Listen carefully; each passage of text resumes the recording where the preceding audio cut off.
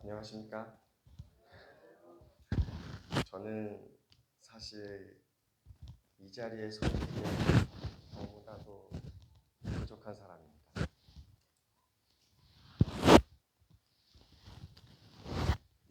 여기 계신 분들보다 성경에 대한 사실 지식도 많이 짧고요. 그리고 경험도 짧은 사람입니다. 저는 겸손한 사람이 아니라 겸손한 척하기 좋아하는 그런 사람입니다. 그러나 지금 이 시간 이곳에 계시고 여러분 안에 계시고 그리고 제 안에 계시며 지금 이 자리에 임재하셔서 계신 성령 하나님께서는 항상 이 자리에 주인이십니다. 이곳에 서 계실 자격이 계신 분입니다. 모든 것을 하시고 모든 것을 꿰뚫으시며 그리고 모든 것을 가르치시고 이해시키시는 진리의 영이시기 때문입니다. 오늘 이 시간 저의 입술에서 저의 말이 아닌 성령 하나님을 통한 진리의 말씀이 선포되고 나는 길이요 진리요 생명이신 예수 그리스도를 발견하는 귀한 시간 되시기를 예수님의 이름으로 간절히 기도합니다. 오늘의 말씀은 마태복음 2장에 기록된 동방박사들이 아기 예수를 찾아가는 그런 이야기를 나눠보고자 합니다. 지금부터는 여러분과 제가 동방박사가 되어서 동방박사의 시점으로 한번 이 이야기를 경청해 주시기를 부탁드립니다. 이 동방박사들은 그 나라에서 명문 출신으로 엘리트 계급에 속한 그런 사람들이었습니다. 이 박사들은 별들을 연구하면서 창조주가 살아계심을 깨닫게 됩니다. 그래서 그것에 대한 더욱더 명확한 지식을 찾고 있다가 아마 그 시대에도 가장 오래된 문서인 히브리 성경을 연구하게 됩니다. 이 박사들은 히브리 성경을 연구하면서 구주의 강림이 아마 가까움을 발견하게 된 것 같습니다. 어느 날 밤 이 박사들은 하늘에서 지금까지 보지 못했던 신기한 빛을 보게 됩니다. 그리고는 그 빛이 사라지면서 한 광명한 빛을 별이 계속 하늘에 머무르는 것을 보게 됩니다. 영감의 글은 이 빛이 천사들의 물이라고 설명하고 있습니다. 박사들은 이 빛이 천사들의 물이라는 것을 알지 못한 채 그 별을 연구하고자 무단히 애를 썼습니다. 이 처음 본 빛과 별들은 이 박사들에게 아주 특별한 인상을 남겨주었습니다.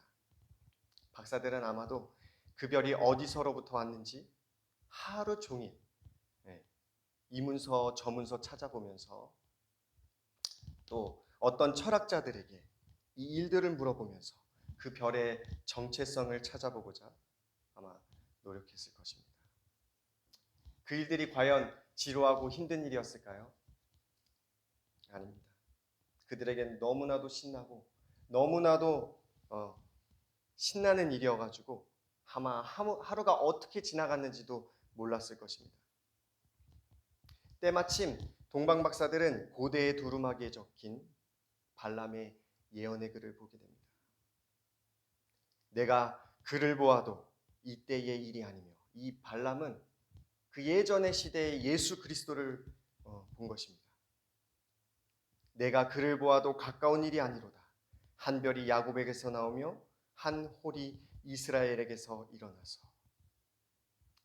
발람도 한때는 하나님의 선지자로 동방박사들과 그런 같은 계급에 속한 출신이었습니다.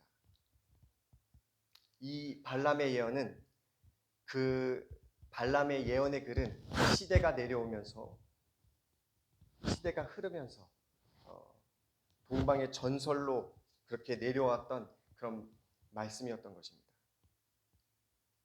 박사들은 아마 이 예언의 글을 보고는 흥분을 감출 수 없었을 것입니다. 광채를 내뿜는 이 별이 발람이 예언한 그 별은 아닐까?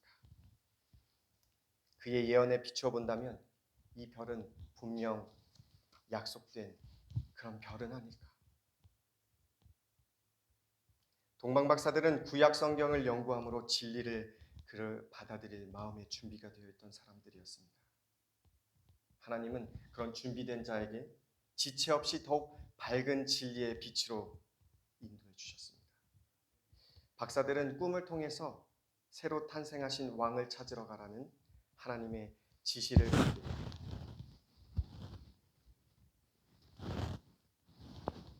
사단은 아마도 박사들을 좌절시키기 위해서 혼신의 힘을 다했을 것입니다. 왜냐하면 자신이 지배하고 있는 그 땅에, 흑암의 땅에서 진리의 빛이 비춰지고 선포된다는 것은 그에게는 절대로 용납할 수 없는 일인 것을 우리는 모두 알고 있습니다. 하나님에 대해서 전혀 모르는 그런 가족들과 지인들이 아마 쓸데없는 짓이라며 비난을 하고 그리고 적극적으로 그것에 반대했을지도 모르겠습니다. 어떤 사람은 이렇게 얘기했을지도 모르겠습니다. 그 왕인지 뭔지 아는 그 사람을 만나서 경배하겠다고? 꿈에 헛것을 보더니 정신이 나갔구만. 이방 신을 따르고 이방 왕을 섬긴다면 우리는 더 이상 너랑은 상종 못하겠네. 이제 이 길을 떠난다면 다시 돌아올 생각은 하지도 마라. 어쩌면 그들의 권력, 지위, 신분 모두 포기하고 그 길을 떠나야 했을지도 모릅니다. 갈 바를 알지 못하는 그 길을 위해서 말이죠.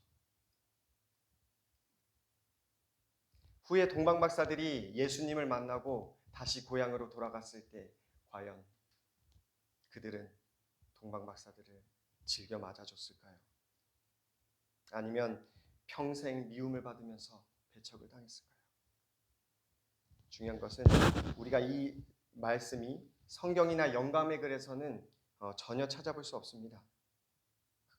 그러나 우리가 여기서 중요하게 생각해야 되는 것은 우상 숭배하는 자들 사이에서 박사들은 예수를 찾아가기 위해서 굳은 결심이 필요했다는 것입니다.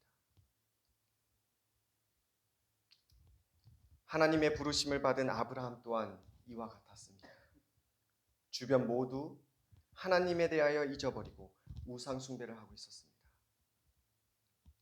그러나 아브라함은 믿음으로 갈 바를 알지 못하고 나아간 것 같이 이 동방 박사들도 약속된 구주를 찾기 위하여 길을 나선 것입니다. 여러분, 우리가 알아야 할 것은 이야기는 단순히 아기 예수를 찾아가는 동방 박사 이야기가 아니라는 것입니다. 이야기는 실제적으로 현재 우리가 예수 그리스도를 찾아가는 여정의 이야기인 것입니다. 동방 박사들은 우리가 되어야 합니다. 아브라함은 믿음의 조상이니까 그렇게 할 수 있었지. 그렇게 생각하지 마시기 바랍니다. 내가 아브라함이 되어야 합니다. 내가 이삭이 되어야 하고 내가 야곱이 되어야 합니다. 여러분 혹시 예수님 찾아가실 생각을 해보신 적이 있으십니까? 생각은 해봤지만 어떻게 찾아야 할지 몰라서 혹은 내 바쁜 생활 때문에 예수님 찾아갈 생각조차 못하고 계십니까? 혹시 예수님에 대한 소식은 꾸준히 듣고 있는데 혹시 마음이 공허하십니까? 이 새벽 시간에 오신 여러분들은 분명 예수님 찾기를 게을리하지 않으신 분들임을 저는 확신합니다.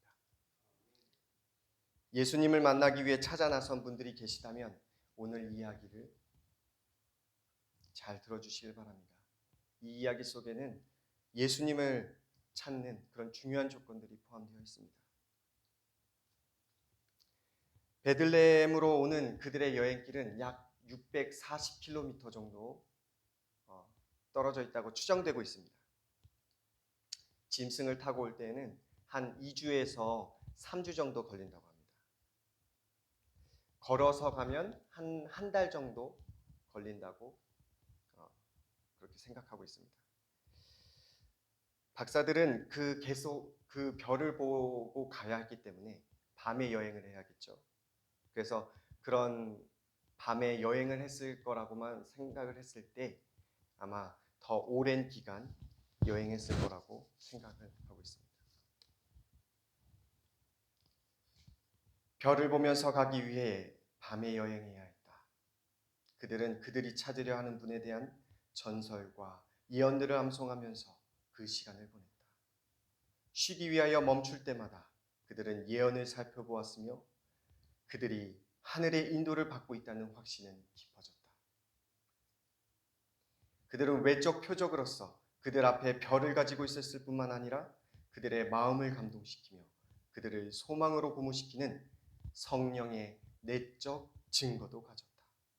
그 여행은 비록 길었지만 그들에게는 즐거운 여행의 시간이었다. 박사들은 대충 어느 정도에 있겠거니 예상하거나 또는 하나님께서 일단 떠나라고 하셨으니 일단 우리가 생각나는 대로 한번 가보자. 이렇게 추측으로 여행을 떠난 것이 절대로 아닙니다. 말씀에서 약속하신 것에 대한 확신을 가지고 움직였고 별의 움직임을 따라 별에 의존하면서 그들의 마음을 이끄시는 성령 하나님의 역사에 의존하면서 여행을 한 것입니다. 박사들은 이제 이스라엘 나라에 도착하여 예루살렘을 바라보며 감난산에서 내려오고 있었습니다. 여행길을 내내 인도해 오던 그 별이 성전 위에서 멈춘 것입니다. 한 번도 지금까지 멈춘 적이 없던 이 별이 멈췄을 때 박사들이 뭐라고 생각했을까요? 혹시 라는 마음을 가졌을 것 같습니다. 그래, 만왕의 왕께서 저기서 나셨구나. 우리가 기다리시던 그분이 저기에 계시는구나. 그 생각을 마치기 전에 그 별은 사라져서 볼 수 없게 되었습니다. 박사들이 그 별이 사라진 걸 보고 또 어떤 생각을 가졌을까요? 아마 확신에 찼을 것입니다. 왜냐하면 별이 없어졌다는 것은 인도함이 이제는 필요하지 않다라고 받아들였을 것이기 때문입니다. 왜 별이 사라졌다고 생각하시나요? 이 별이 사라진 이유에 대해서는 그 다음 이야기에서 찾을 수 있습니다. 우리는 기쁜 소식이 있으면 가슴이 벅차고 또 나누고 싶은 마음이 굴뚝과도 같습니다. 그들은 메시아에 대한 탄생이 그들의 마음에 참된 기쁨이었으므로 예루살렘 성 안으로 입성할 때 아마 그곳 사람들과 가슴 벅찬 대화의 주제가 되리라 생각하고 그렇게 입성했을 것입니다. 정말 흥분된 마음으로 그렇게 입성했습니다. 그런 흥분된 마음을 간신히 가라앉히고는 지나가는 사람에게 묻습니다. 여보시오, 여기 구주께서 태어난 곳이 어디입니까? 우리는 당신의 성경을 연구하다가 구주께서 강림하신다는 사실을 알고 이곳까지 찾아왔습니다. 우리가 하나님의 음성을 듣고 저 별을 따라서 지금까지 이곳에 왔습니다. 그런데 왜 이렇게 성안이 조용한가요? 왜 이렇게 차분한 겁니까? 그런데 돌아온 대답은 어땠을까요? 아니, 딱 봐도 우리나라 사람도 아니고 이방인 사람인데 어디 와서 지금 봉창 두드리는 소리 하고 있어? 이보셔, 뭔가 주소를 찾아도 잘못 찾으신 것 같소. 우리도 우리를 구원해 주실 그 메시아를 이 로마의 땅에서부터 우리를 구원해 주실 그 메시아를 간절히 기다리고 있지만 그가 태어났던 소식은 처음 듣소. 우리에게는 성경을 아주 깊이 잘 가르쳐 주시는 제사장도 계시고 랍비들도 많이 계십니다. 아마 메시아가 태어났다면 하나님께서 그분들에게 알려주셨을 것입니다. 그리고 우리도 모를 일이 없죠. 헛수고하지 마시고 지금이라도 집으로 돌아가시죠. 영감의 글에선 이렇게 이야기합니다. 놀랍게도 그 성 안에 있는 사람들은 탄생한 왕에 대하여 아는 듯한 사람을 한 사람도 찾아볼 수 없었다. 죄송합니다. 이게 많이 넘어갔네요. 이 글이 없습니다. 한 사람도 찾아볼 수 없었다. 박사들의 질문은 기쁨의 말이 아닌 조롱이 섞인 놀람과 공포를 불러일으켰다. 여러분, 별이 사라진 이유가 여기 있습니다. 왜 별이 사라졌을까요? 하나님께서는 왜 동방 박사들로 하여금 예루살렘에 입성하게 하여서 그들에게 실망만 주고 조롱만 받게 하고 왜 괜히 믿음이 약해지도록 그렇게 하신 이유가 무엇일까요? 동방 박사들이 예루살렘에 도착해서 메시아에 대해서 이야기했을 때 헤롯 왕은 그 이야기를 듣고 나중에 베들레헴의 수많은 갓난 아기들의 목숨을 앗아갑니다. 왜 그렇게 허락하셨을까요? 예루살렘을 통과하지 않았더라면 그 수많은 아기들의 목숨이 살 수 있었을 텐데요. 그럼 멀리라도 돌아가서 그곳에 예루살렘을 들리지 않는 것이 하나님의 은혜가 아닙니까? 정말로 동방 박사들은 성령 하나님의 인도에 따라 예루살렘으로 온 것이 분명합니까? 이 광채를 바라던 별이 사라진 이유는 예루살렘 성이 영적 흑암으로 덮인 것을 의미합니다. 하나님의 거룩한 백성이라고 공언하는 그들이 생각하는 그 성지인 예루살렘 성이 영적 흑암으로 덮여서 진리의 빛을 보고 있지 못하다는 것입니다. 메시아가 태어났는데 메시아를 맞을 준비가 전혀 되어 있지 않다는 것입니다. 그들은 말씀의 지식으로 영적 교만이 가득한 영적 소경이었습니다. 그들 앞에서는 진리의 빛이 흑암으로 덮여버린 것입니다. 요한복음 1장 9절에서 11절에는 이렇게 얘기하고 있습니다. 참 빛, 곧 세상에 와서 각 사람에게 비치는 빛이 있었나니 그가 세상에 계셨으며 세상은 그로 말미암아 지은 바 되었으되 세상이 그를 알지 못하였고 자기 땅에 오매 자기 백성이 영접지 아니하였으나. 요한복음 1장 5절에는 빛이 어두움에 비치되 어둠이 깨닫지 못하더라. 예루살렘 성 안에 있던 이 이스라엘은 바로 영적 이스라엘, 지금 우리를 이야기하고 있는 것입니다. 그렇다면 이 얼마나 두려운 말씀입니까? 우리는 하나님의 말씀에 대해서 잘 알고 있다고 생각하고 있습니다. 우리는 이 세 천사의 기별도 있고 다니엘, 요한계시록도 아주 기가 막히게 풀고 또 예언의 신이라는 선물도 있는데 아니, 우리는 절대로 영적 소경일 수 없어. 혹시 이런 생각을 가지고 계십니까? 어떤 개신교 목사님께서 이 재림교회에 대해서 이렇게 이야기했다고 합니다. 재림교회에는 세천사계별도 있고 다니엘, 요한계시록 연구도 있고 또한 예언의 신도 있다. 그러나 우리 교회에는 예수 그리스도가 있다. 이 목사님은 재림교회 목사님은 이 이야기를 듣는 순간 뒤통수를 탁 하고 맞은 느낌이었다고 합니다. 저도 이 이야기를 듣는데 가슴이 철렁합니다. 그 개신교 목사님은 성경적으로 재림교회가 만든지는 모르겠지만 그 안에 예수가 없다는 것을 말한 것입니다. 그 말은 성경적으로 지식은 많지만 재림 성도 모습 속에 예수 그리스도가 안 보인다는 것입니다. 예루살렘 성 안에 있던 유대인들에게는 진리의 빛이신 예수 그리스도가 없었습니다. 별이 사라진 사건은 바로 이것을 표상한 것입니다. 수천 년 전부터 예언으로 메시아가 온다고 그렇게 말씀해 주시고 또 메시아를 맞을 준비를 시키기 위해서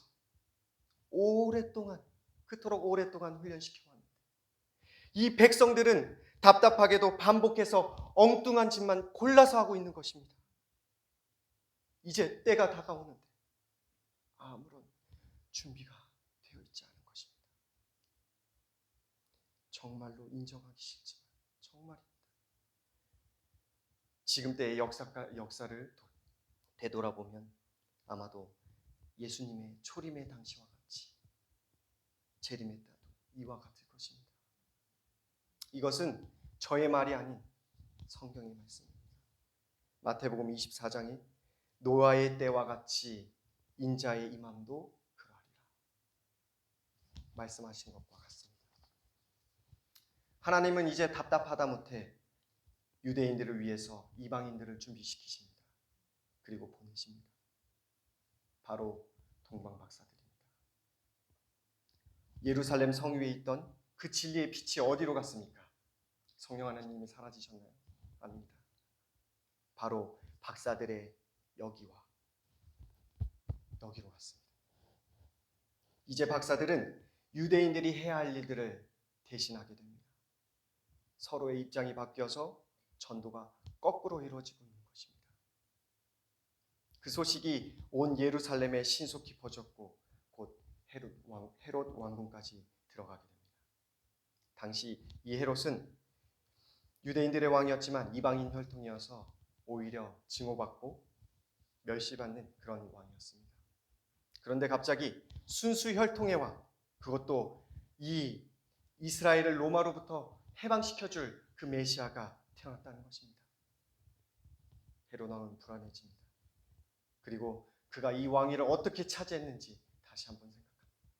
얼마나 수많은 피를 묻히며 이 자리에 왔는지. 헤롯은 제사장들이 이 박사들과 반란을 계획해서 자기 자리를 차지하는 것은 아닐까 불안하여 한 발 앞서 반란의 씨를 없애기 위해 대제사장들과 서기관들을 소집하고 메시아가 탄생할 장소를 묻습니다.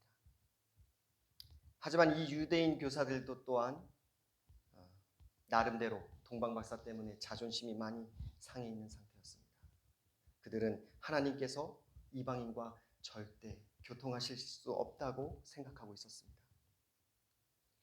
예루살렘의 제사장과 장로들은 그리스도의 탄생에 대하여 그들이 가장한 것처럼 몰랐던 것은 아니었다.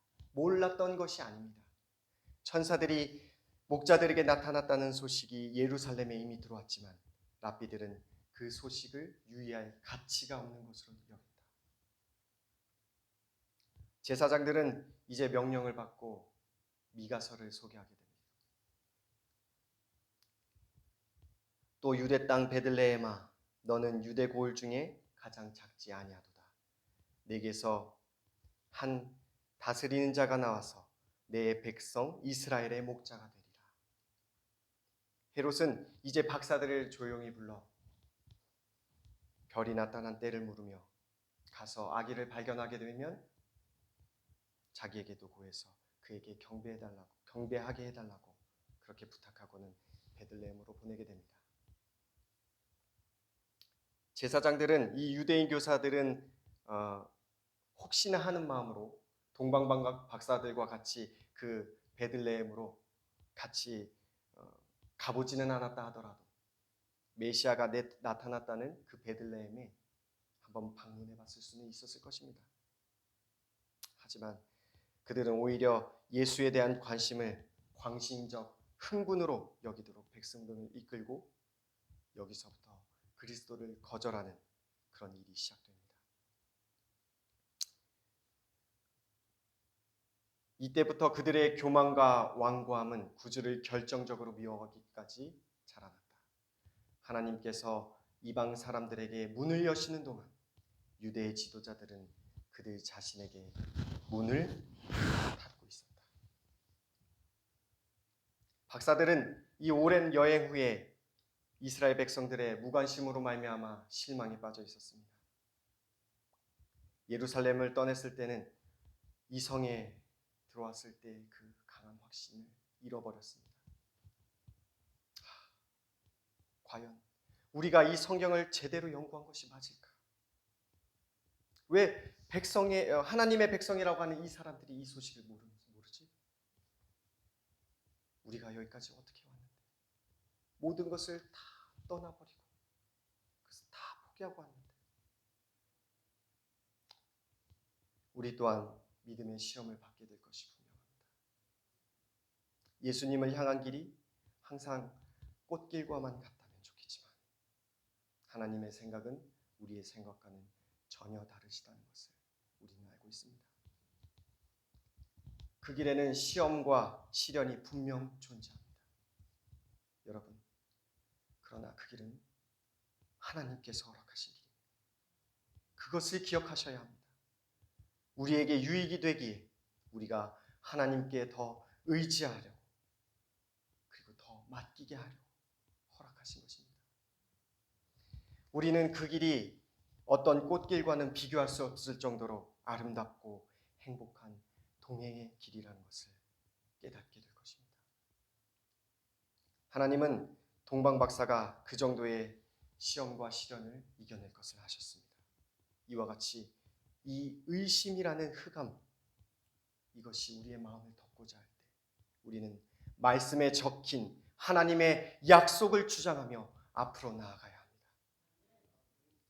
실망하고 낙심하여 집으로 돌아갈 수 있었겠지만 박사들은 믿음으로 예수님을 찾기를 포기하지 않습니다. 그리고 끝까지 찾고자 선택합니다. 어두움에 가려져 있던 그 별은 예루살렘 성에서 출발할 때 동방 박사에게 다시 한번 광채를 발하게 됩니다. 그들의 선택이 올바른 것이었음을 깨닫고는 아마도 매우 기뻤을 것입니다. 이제 그 별을 따라 박사들은 베들레헴으로 이끌리게 되고 박사들은 그 별이 베들레헴 한 집 위에 머무르는 것을 보게 됩니다. 보십시오. 예루살렘 성에서는 별이 사라졌는데 이 베들레헴 그 한 집 위에 이 별이 머무르는 것입니다. 왜 사라지지 않았습니까? 그 빛이 예수 그리스도셨기 때문입니다. 마태복음 2장 9절에서는 박사들이 왕의 말을 듣고 갈새 동방에서 보던 그 별이 문득 앞서 인도하여 가다가 악이 있는 곳 위에 머물러 있는지라. 베들레헴 목자들과는 달리 이 박사들은 예수님의 형편에 대해서 전혀 암시받지 못하였습니다. 박사들은 새로 탄생한 왕을 보호하기 위한 이렇게 근엄한 호위병들이나 근위병을 상상하였을 것입니다. 예루살렘에선 실망했지만 그래도 진리의 빛을 보고 예수님을 발견한 자들이 경배하기 위해 긴 행렬이 이어져 있을 것이라고 생각했을 것입니다. 하지만 근엄한 호위병도 그에게 경배하고자 줄을 서 있는 사람들도 볼 수 없었습니다. 예수님은 구유 안에 놓이셨습니다. 그들의 유일한 수호자는 그들의 부모뿐이었습니다. 이야기가 과연 성경에서 야곱의 지파들을 일으키며 이스라엘 중에 보존된 자를 돌아오게 하며 이방의 빛이 되어 구원을 베풀어서 땅을 끝까지 이루겠다고 하신 바로 그분이 맞으실까? 이 박사들은 두 번째 믿음의 시험을 받게 됩니다. 그들이 생각했던 것과는 너무도 반대였습니다. 잘못 찾았겠지. 정말 구주께서 이런 초라한 곳에 계신다고. 박사들은 또 한 번 실망하게 되지만 성령 하나님의 인도하심에 따라 순종하는 마음으로 그 집으로 들어가 아기께 경배드립니다. 그때 그들은 예수님의 초라한 그 외형 속에서 숨어있는 신성의 임재를 경험하게 됩니다. 그들은 진심으로 그분을 구주로 보게 됩니다. 진짜 예수님을 만난 것입니다. 진짜 예수님.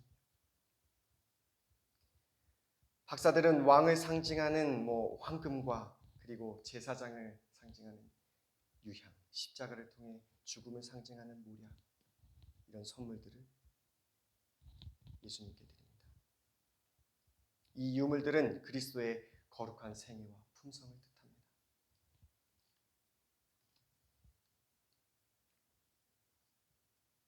그들은 얼마나 훌륭한 믿음을 가지고 있었던가.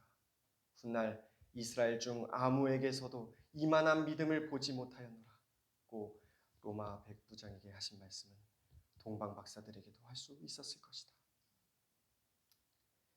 우리는 동방 박사 이야기를 통해서 예수님을 만나기 위한 그런 조건들을 보게 됩니다.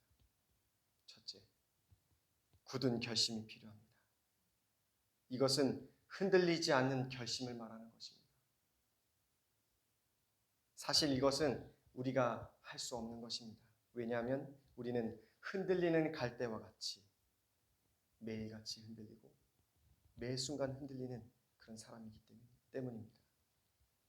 둘째, 성령 하나님께서 이끄시는 대로 움직여야 합니다.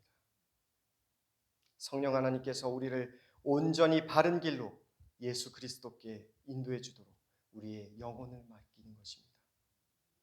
동방박사에게 보였던 그 별은 성령 하나님을 상징합니다. 그 별을 따라가면 예수님은 반드시 거기서 나를 기다리고 계십니다. 셋째, 내 생각과 말씀이 충돌할 때에는 언제든지 말씀에 굴복하는 그런 믿음이 필요합니다. 박사들은 그렇게 했기 때문에 포기하지 않고 나아갔으며 초라한 그 외형의 아기 예수께 경배하는 믿음을 가질 수 있었습니다. 끝까지 올바른 길을 선택할 수 있었습니다. 마지막으로 이 세 가지는 내가 스스로 할 수 없다는 것을 인정하셔야 합니다. 내 자아는 하나님으로부터 눈을 감습니다. 내 자아는 예수님 만나러 가는 길을 싫어한다는 것을 기억하십시오. 내 자아는 약 6,000년 전부터 내려온 죄의 유전자로 구성되어 있다는 것을 기억하십시오. 그것은 우리의 스스로의 힘으로 절대로 고칠 수 없는 것입니다. 그러나 우리는 예수 그리스도를 만남으로 인해서 또 그를 개인의 구주로 받아들임으로써 유전자가 새 것으로 교체되어야 합니다. 그것을 교체하시는 분은 성령 하나님이시오. 새 것은 예수 그리스도의 의, 즉 그의 거룩한 생애와 품성을 이야기합니다. 이 모든 것은 하나님의 영광을 나타내는 것입니다. 하나님께서는 오늘 우리가 예수님을 만나기를 간절히 바라십니다. 아무쪼록 오늘 내 자아를 예수 그리스도와 함께 십자가에 못 박고 오직 내 안에 예수 그리스도께서 온전히 살아계시도록 기도하시고 또 간절히 바라시고 그래서 예수님을 만나시고 경험하시고 동행하는 하루 되시길 간절히 기도하며 말씀을 마치도록 하겠습니다. 자, 기도하겠습니다. 하늘에 계셔서 언제나 저희를 사랑하시는 하나님, 오늘도 새 생명 주신 그 은혜를 진심으로 감사하지 못하는 이 죄인들을 긍휼히 여겨 주시옵소서. 우리는 아버지를 바라볼 눈이 없습니다. 우리는 아버지를 찾고자 하는 갈망이 없습니다. 우리가 아버지를 정말 진심으로 원했더라면 우리의 삶은 이미 변화되었을 것입니다. 그러나 아버지, 우리는 그 갈망조차 아버지께로부터 와야 함을 알고 있습니다. 아버지를 간절히 찾고자 하는 그 마음을 오늘 이 시간 허락하여 주옵시고, 아버지를 경험함으로 매일 매 순간 힘들고 피곤해 지친 삶이 아니라 예수 그리스도와 함께 동행함으로 평안하고 감사하며 아버지께 찬송 올리는 그런 아버지께 영광을 돌리는 그런 삶을 살도록 아버지 인도하여 주옵소서. 오늘 동방박사 이야기를 통하여 예수님을 찾아가는 이야기를 들었습니다. 오늘도 예수 그리스도를 찾기를 원하는, 갈망하는 하루 되게 하여 주옵소서. 예수 그리스도의 이름으로